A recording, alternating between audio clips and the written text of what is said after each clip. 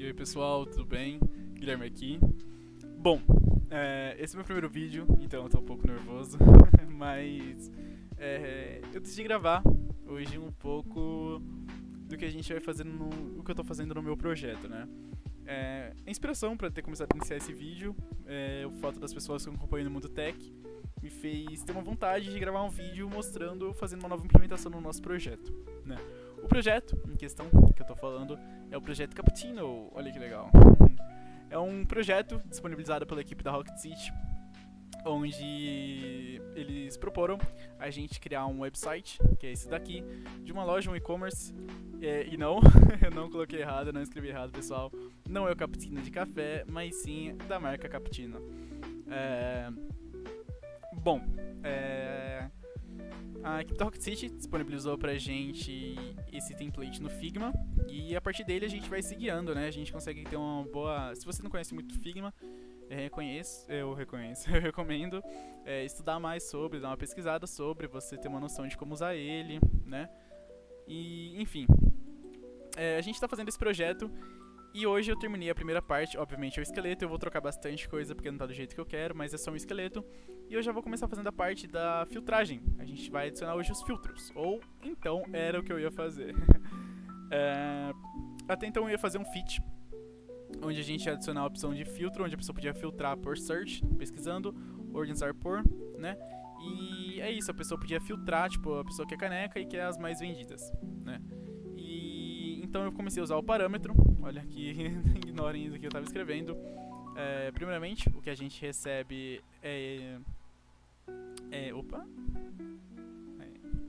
nosso response. Depois a gente pegar os dados, é isso daqui. Lembrando, pra quem não conhece, quem não estiver entendendo muito bem isso aqui, é uma GraphQL, é uma API, só que a API é GraphQL.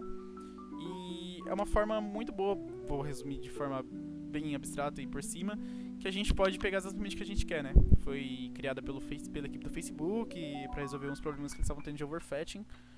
Mas, enfim, a gente passa os parâmetros que a gente quer receber e ele nos devolve tudo aqui. Olha que legal, né? Que bacana. Entre os parâmetros, quando a gente vai fazer uma API normal, né? Uma API RESTful, a gente usa como parâmetros o ponto de interrogação, né? Aqui a gente pode passar entre parênteses. Olha que bacana. Ele passa pra gente que ele recebe alguns parâmetros, ele pode receber alguns parâmetros, que é page, per page, sort fields, sort order and filter. Se a gente for que a gente quer filtrar, né? Eu tava mexendo aqui no filtro e tentando ver o que ele recebia. Ele passando uma string, ele não recebia uma string, nada do tipo. Então eu tentei com um objeto e voa lá, ele é um objeto. Eu descobri que ele é um objeto que é desse tipo. Ele é tipado como product filter e ele pode receber aqui em seus fields, nos seus campos, os seguintes... Opa, vamos deixar assim? Acho que assim dá pra todo mundo ver, né, pessoal? Bom, ele recebe esses parâmetros aqui, eles são os parâmetros que ele pode receber. E uma coisa muito interessante, vou falar primeiramente o que a gente vai fazer, né, pra dar continuidade. Até então, como eu falei, eu ia fazer um fit, que era adicionar os filtros, mas uma coisa me incomodou muito. O fato de, sempre que eu trocava para filtrar entre camiseta e caneca, ele mudava de página, tá vendo? Ele troca, tá vendo? A gente tá em t-shirts, aqui a gente tá na pasta raiz, né? Enquanto aqui a gente tá em mugs, porque são canecas em inglês. E é uma coisa que tava me incomodando, e eu queria pensar como se fosse uma single page application, pelo menos nessa primeira parte. Obviamente a gente vai ter outras páginas, né? E não vai ser uma single page application devido ao fato que eu estou usando o Next, né? Mas enfim, eu acabei não falando muito sobre o projeto que eu estou fazendo, né, pessoal? Mas vocês podem ficar à vontade, eu vou deixar o link do meu repositório aí na descrição. E aqui tem os commits que eu estou fazendo e eu sempre deixo um novo readme para cada commit que eu faço. Então aqui vocês podem ver aqui o primeiro commit. Aqui é o repositório da própria Rocket City, da equipe da Rocket City, em que eles disponibilizam, né? Mas enfim, vamos parar de enrolar e falar o que a gente vai fazer hoje. Como eu falei, isso aqui estava me incomodando, eu queria fazer como se fosse uma single page application, em que a gente fizesse esse filtro sem precisar trocar de página, né, pessoal? Seria mais interessante, pelo menos na minha opinião. Primeiramente, uma coisa que me incomodou muito foi o seguinte. Tá vendo que a imagem está muito esticada? Eu segui a risco que eles passaram aqui, que é uma imagem que recebe 256 de width por 300 de height. E a gente tem ele aqui em hooks. Tô falando besteira, né, pessoal? Não, aqui ó. Width 256 é como estava sendo passado. Porém, tá vendo que a imagem tá muito apertada e muito esticada?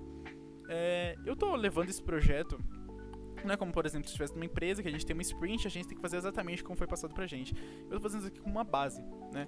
E na base dos testes, eu descobri que, que o Edith 300 deixa a imagem muito mais bonita e fica muito legal. Além de deixar em 4x4. Eu poderia deixar em 4 assim, né?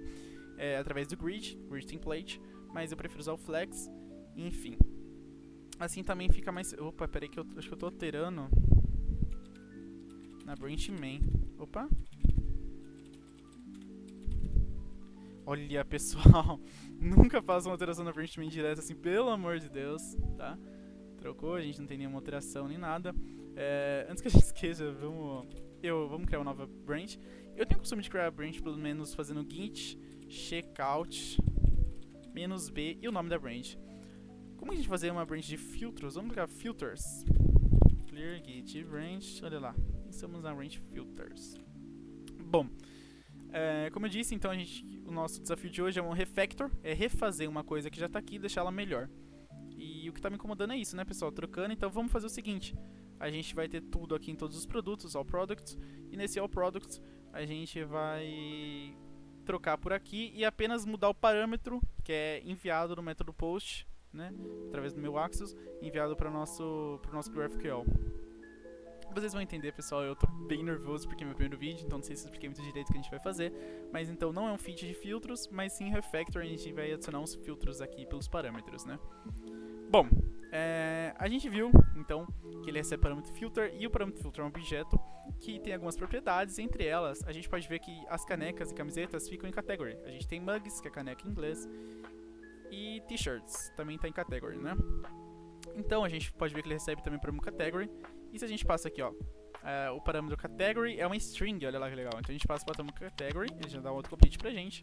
E o category é uma string. A gente pode passar entre mugs e t-shirts. Se eu passar mugs, ele só retorna a caneca, olha que legal. Já se eu passar t-shirts, eu não lembro como estava escrito, acho que estava assim. Opa. T-shirts. Ah lá, ele retorna todas as camisetas. Tá vendo? Bem legal, né, pessoal? Então é isso que a gente vai fazer. Em vez de a gente criar uma página à parte, que eles só vão fazer um if lá básico, tipo, se o description for igual a tal coisa, description não, né?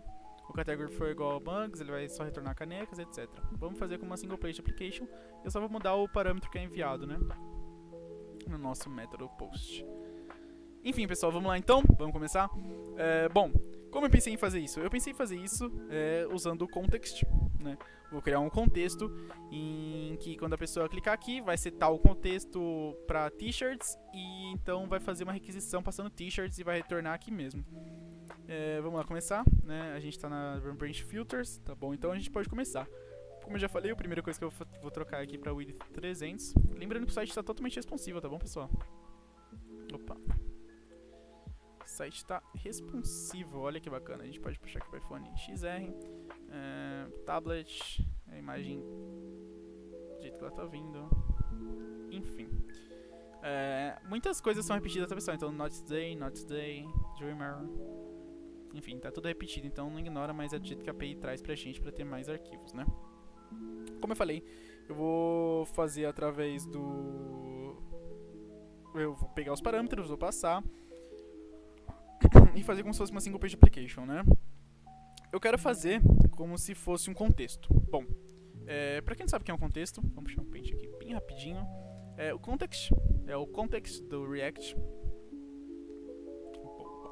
É o context do React e pensa que aqui a gente tem o nosso site. Opa, nosso site vai ser verde. Olha que legal. Pensa que é nosso site. Isso aqui é tudo que a gente vê do site. Tá. Isso por volta é o que? Esse por volta é o que, Guilherme? Esse preto. Bom, esse preto nada mais é do que layout, né, do que a gente está aplicando. Tudo que está por volta dele está dentro da... A gente pode ver aqui, ó. Bom, app, layout. Opa. Que a gente passou com o Client Provider, né? Isso que acho que vocês sabem. Mas vamos supor, então, que a gente tem uma parte da nossa aplicação aqui, outra parte da nossa aplicação aqui e uma última parte da nossa aplicação aqui.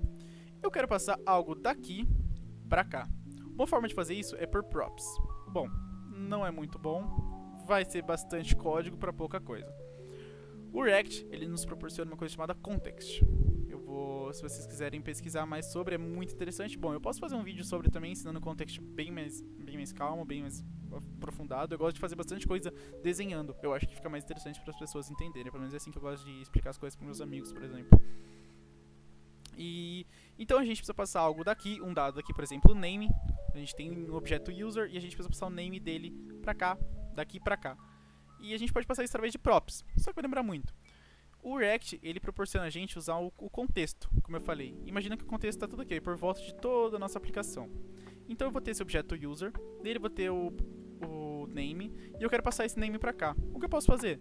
Mandar esse name pro meu contexto, e o contexto ele passa de forma direta por toda a nossa aplicação, lá onde a gente precisa. Olha que legal. Deu pra entender mais ou menos? Se vocês não conseguiram entender, eu posso fazer um vídeo mais explicando mais a fundo e etc. E até desenhando, explicando mesmo pra vocês entenderem esse conceito, né? Mas é bem interessante, procurem por context do React. E, enfim, então vamos começar, né? Eu gosto bastante de usar o context, já usei ele, por exemplo, no meu projeto Valorant Formations. É um projeto que ficou bem bacana, quem quiser dar uma olhada. Então vamos começar, né, pessoal? Acho que eu tô enrolando muito, porque eu tô meio nervoso, mas enfim. Vamos começar aqui. Criando uma nova pasta. E como eu falei, a gente vai trabalhar com contexto. Então a gente pode criar contexts. Uma coisa que eu sempre gosto de fazer, sempre que eu pego, é criar o app provider.sx. Por que esse app provider? Ele que vai ser o que vai estar por volta de toda a nossa aplicação. A gente pode ter, não só um, como vários contextos.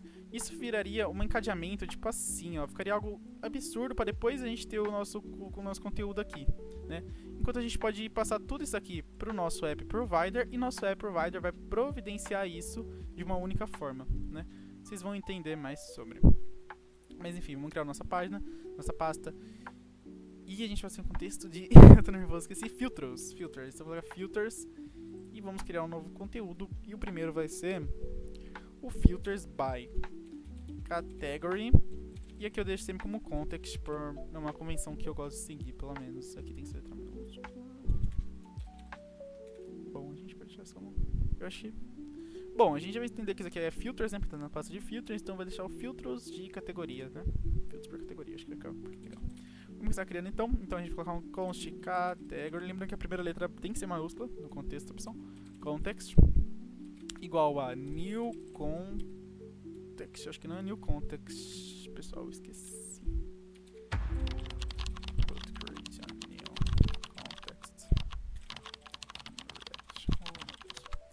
Bom, let's create a new context in React. Context in React, talvez. Create context.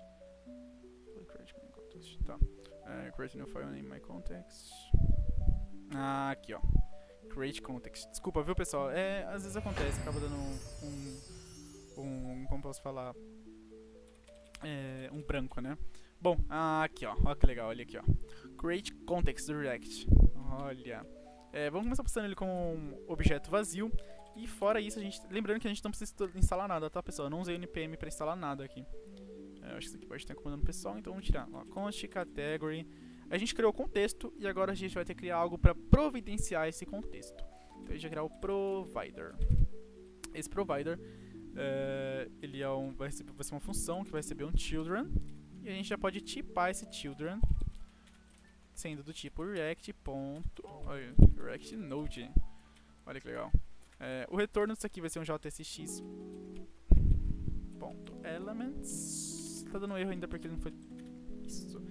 E agora ele vai estar dando um erro, porque ele tá falando que a gente tem um JSX que não tá retornando JSX. Então só pra parar esse erro aí, pra gente poder ficar de boa, vamos retornar um H1 falando provider. Eu vou apagar isso daqui, tá, pessoal? Não precisa fazer isso. Enfim, no contexto, a gente tem que ter algo que vai providenciar esse contexto, uma coisa que vai poder setar e uma coisa que vai poder receber. Então a gente vai poder setar e receber, a gente pode fazer, e lembrando que quando isso acontecer, a gente também quer que atualize na página, né? Renderize a página. Para isso, então, a gente pode usar const, vamos colocar aqui, ó, category, e algo para set category. Alguém imagina que eu vou usar aqui? Use state, olha que bacana. A gente pode usar um use state do próprio React e ele vai ser uma string. Esqueci de tipar ele aqui. Ele vai ser uma string. Bom, a gente já criou nosso use state, mas a gente não tem como setar ele em outros lugares. Então a gente vai fazer uma function. Essa function vai ser toSetCategory. E ela vai receber um parâmetro na hora que a gente for chamar. E esse parâmetro vai ser nem... não. Eu vou citar uma categoria, então vou passar um category. Esse category aqui não tem nada a ver com isso, tá, pessoal? Esse aqui é um parâmetro, ele tá aqui dentro, então ele não vai ter interferência com esse daqui. Bom, isso aqui vai retornar vazio, já que ele só vai fazer alteração, mas não vai retornar nada. E vamos lá, então. A gente vai fazer um set category e a gente vai setar o quê? O category. Olha que fácil, pessoal. A gente tem uma função para setar e algo que vai receber. Lembra que eu falei? A gente precisa de algo para setar e algo para receber. Muito fácil, pessoal, muito fácil. E é muito poderoso, que minimiza a tanto de linhas que você tem que usar no seu código, etc. Bom, vamos então retornar isso aqui, né?